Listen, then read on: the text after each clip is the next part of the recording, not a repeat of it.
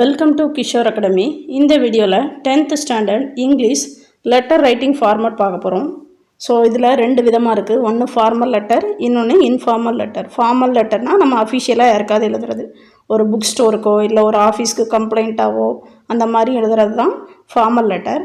Informal லெட்டர்னால் நம்ம பர்சனலாக நம்மளோட ஃப்ரெண்டுக்கோ இல்லை அங்கிள் அந்த மாதிரி எழுதுறது தான் இன்ஃபார்மல் இல்லைனா பர்சனல் லெட்டர்னு சொல்லுவாங்க. ஸோ லெட்டர் ரைட்டிங்கை பொறுத்தளவில் ஃபார்மல் லெட்டர்னால் ஃபஸ்ட்டு என்ன பண்ணணும்னா ஃப்ரம் அட்ரஸ் கண்டிப்பாக எழுதியிருக்கணும். ஸோ நம்ம நேமு, ஸோ அட்ரஸ் எங்கேருந்து எழுதுகிறோம் அப்படின்ட்டு. அதே மாதிரி டு அட்ரஸ் யாருக்கு எழுதுகிறோம். ஸோ இது ஒரு பேங்க் மேனேஜருக்கு எழுதுறதுனால மேனேஜர் இந்த பேங்க்கு அப்படின்னு சொல்லி கொடுத்துருக்காங்க. பொதுவாக கம்ப்ளைண்ட் லெட்டர் மாதிரினா ஸோ அதுக்கு இன்சார்ஜ் யாரோ ஸோ அவங்களோட நேமு அந்த மாதிரி யாருக்கு எழுதுகிறோமோ அவங்க நேம் போட்டு அட்ரஸ் எழுதணும். அடுத்து சல்யூட்டேஷன்னா என்ன சொல்லுவாங்கன்னா ரெஸ்பெக்டட் சார் இல்லை ரெஸ்பெக்டட் மேடம் அந்த மாதிரி வரும். அதுக்கு அடுத்து சப்ஜெக்ட், எதுக்காக இந்த லெட்டர். ஸோ எஜுகேஷ்னல் லோனுக்காக இது எக்ஸாம்பிள் கொடுத்துருக்கு. இதுவே நீங்கள் புக்கு ஆர்டர் பண்ணுறீங்க இல்லை ஸ்போர்ட்ஸ் குட்ஸ் ஆர்டர் பண்ணுறீங்க ஸோ அந்த மாதிரி எழுதலாம். இல்லை ஏதாவது கம்ப்ளைண்ட்டாக இருந்தால் regarding the street to repair the street light அந்த மாதிரி கம்ப்ளைண்ட் எதுவோ எதுக்காக லெட்டர் எழுதமோ அதை எழுதணும். ரெஸ்பெக்டட் சார் எழுதி அதுக்கு கீழே சப்ஜெக்ட் எழுதி எழுதணும். அடுத்து body of the letter. Body of the லெட்டர்னால் என்ன மென்ஷன் பண்ணணுமோ அதை ரொம்ப ஷார்ட்டாக எழுதணும். ரொம்ப அதிகமாக எழுதணும்னு அவசியம் இல்லை. ஒரு 5 சென்டென்ஸுக்குள்ளே எழுதிருங்க.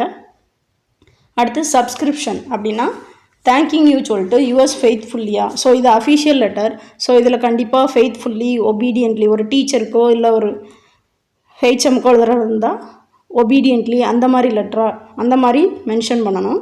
அதுக்கடுத்து சூப்பர்ஸ்கிரிப்ஷன்னா அட்ரஸ் அந்த என்வலப். ஸோ யாருக்கு அட்ரஸ் எழுதமோ அவங்களோட அட்ரஸை திரும்பவும் எழுதணும். இது வந்து ஒரு ஃபார்மல் லெட்டராக இருந்தால் அந்த மாதிரி எழுதணும்.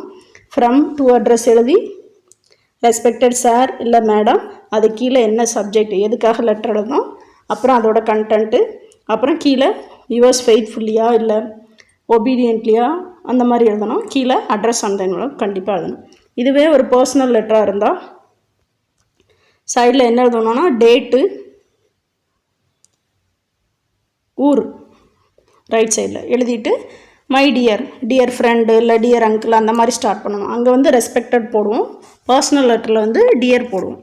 அடுத்து இங்கேயும் பாடி ஆஃப் த லெட்டர் வந்து என்னென்னு எழுதணும். ஸோ எதுக்காக பர்த்டேக்கு இன்வைட் பண்ணி எழுதலாம், இல்லை உங்களுக்கு ஏதாவது கிஃப்ட் கொடுத்ததை பற்றி எழுதலாம், இல்லை உங்கள் ஃப்ரெண்டு ஏதாவது அச்சீவ் பண்ணதுக்கு ப்ரைஸ் பண்ணி எழுதலாம்.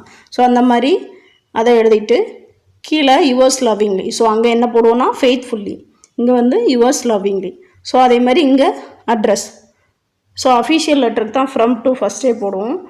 ஆனால் இன்ஃபார்மல் லெட்டருக்கு வந்து அட்ரஸ் வந்து கடைசியில் தான் இருக்கும். ஸோ இந்த மாதிரி கம்பேர் பண்ணி நீங்கள் படிச்சுக்கோங்க. இதே தான் உங்கள் ஆன்சர் கீழே உங்களுக்கு மார்க் எப்படி டிவைட் பண்ணிக்காங்கன்னு பாருங்கள். Official answer key.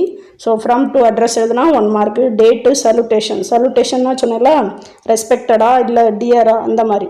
அடுத்து பாடி ஆஃப் த லெட்டர்னால் கண்டென்ட் என்னவோ அதுக்கு. அப்புறம் சப்ஸ்கிரிப்ஷன் யுவர்ஸ் ஃபெய்த்ஃபுல்லியா, லவ்விங்லியா, ஒபீடியன்ட்லியா அந்த மாதிரி எழுதுறது. சூப்பர்ஸ்கிரிப்ஷன் வந்து அட்ரஸ். ஸோ இந்த மாதிரி நீங்கள் கரெக்டாக நோட் பண்ணி எழுதிட்டிங்கன்னா கண்டிப்பாக ஃபுல் மார்க் எடுக்க முடியும். தேங்க்யூ.